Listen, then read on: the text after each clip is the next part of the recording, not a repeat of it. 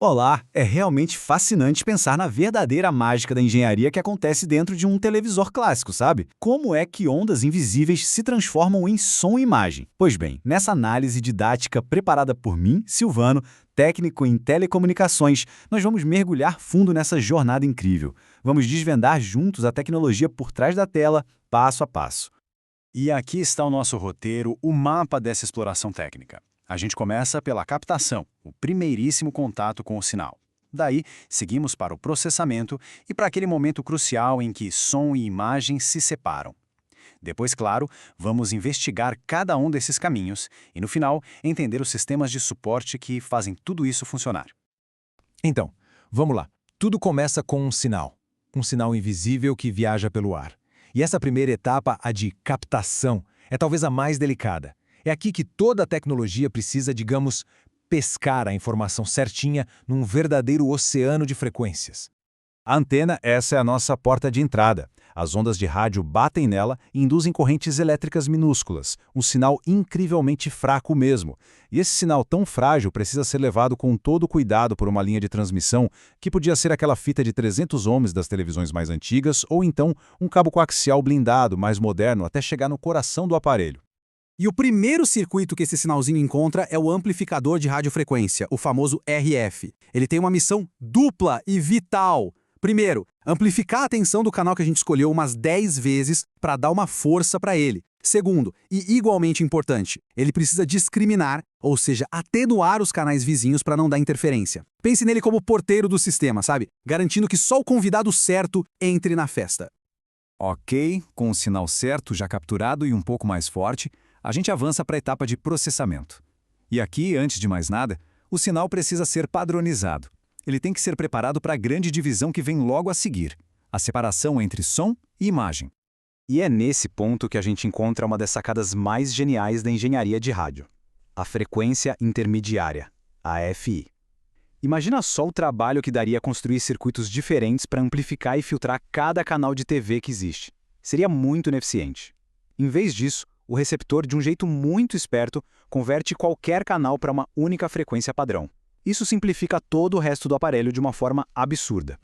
É exatamente isso que o processo superheterógeno faz. Um circuito chamado misturador funciona como um tradutor universal de frequências. Ele pega o canal que foi sintonizado, não importa se é um canal baixo como 2 ou um alto como 13, e converte ele para essa frequência intermediária fixa. A partir desse ponto, o resto do televisor só precisa ser especialista em lidar com essa faixa de frequência específica. O projeto fica muito mais simples e eficaz.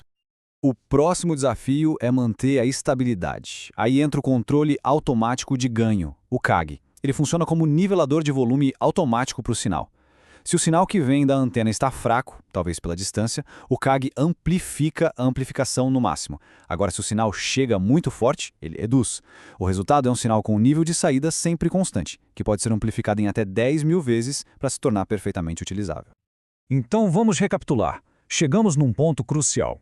Até agora, a gente tem um único sinal já padronizado e com um nível estável, mas que carrega tanto a informação de som quanto a de imagem. A grande pergunta é: como é que uma coisa só se transforma em duas coisas completamente diferentes? E a resposta para essa pergunta está aqui no detetor de vídeo. Esse componente é a grande encruzilhada do sinal. É exatamente nesse ponto que a informação, que antes era uma só, é finalmente dividida em dois produtos distintos. De um lado, sai um sinal de som em FM. Do outro, o sinal de imagem, que também carrega os pulsos de sincronismo, que são essenciais. A partir daqui, cada um segue o seu próprio caminho. Vamos seguir primeiro o caminho que é um pouco mais direto, a jornada do áudio. Vamos ver como ele vai desde esse ponto de separação até se transformar na onda sonora que a gente escuta. Olha, o caminho do som é relativamente linear. O sinal passa por um circuito intermediário para um refinamento e então chega no discriminador. Esse componente é fundamental. Ele faz o trabalho inverso da emissora. Ele converte a modulação de frequência de volta em uma corrente elétrica de áudio. Essa corrente, ainda bem fraquinha, é amplificada nos estágios finais e ganha força suficiente para movimentar o cone do alto-falante e, finalmente, produzir o som. É um processo bem elegante na sua simplicidade. Agora sim, vamos para a trilha mais complexa e, na minha opinião, a mais fascinante: a reconstrução da imagem. Como é que aquele pulso elétrico se transforma numa cena colorida e em movimento na tela?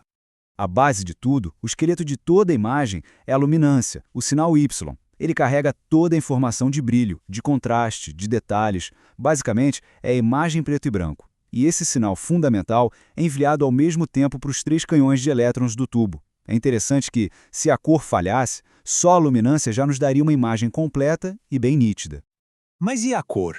A informação da cor, que a gente chama de crominância, é transmitida de um jeito muito inteligente. Ela vem intercalada nos espaços da frequência da luminância. Para conseguir separar uma da outra sem estragar os detalhes da imagem, entra em cena o filtro pente. O nome vem do gráfico de resposta de frequência dele, que parece mesmo os dentes de um pente. Isso permite uma separação limpa e precisa entre o brilho e a cor. Depois de isolada, a informação de cor passa por um detector síncrono. O que a gente tem agora não são as cores primárias direto, mas sim sinais de diferença de cor. A lógica aqui é uma solução matemática muito elegante. Os circuitos usam esses sinais de diferença, junto com a luminância que já tínhamos, para reconstruir com precisão as cores originais da cena, o vermelho, o verde ou o azul, o nosso famoso RGB. Com os sinais de cor e brilho prontos, falta só o último passo: pintar a tela. É aqui que entram aqueles pulsos de sincronismo que vieram junto com o sinal de imagem. Eles comandam os geradores de deflexão que criam campos magnéticos no yoke, um conjunto de bobinas que fica no pescoço do tubo, e são esses campos magnéticos que guiam o feixe de elétrons com uma precisão absurda, varrendo a tela e acendendo os pontos de fósforo para formar a imagem, linha por linha, numa velocidade incrível. E para que toda essa orquestra de circuitos funcione em perfeita harmonia, a gente precisa de 2 sistemas de suporte que são essenciais: a energia, que alimenta tudo, e o controle, que permite a nossa interação. É a sinfonia final que dá vida ao aparelho. De um lado está o sistema de alimentação, o coração que bombeia a energia. Ele pega a corrente alternada da tomada e converte nas várias tensões contínuas que os circuitos precisam, desde tensões bem baixinhas para a eletrônica sensível até tensões altíssimas para o tubo de imagem. Do outro lado, a interface humana, os controles que nos permitem ajustar contraste, brilho, cor, deixar do nosso gosto. E é claro que esses controles evoluíram demais com o tempo.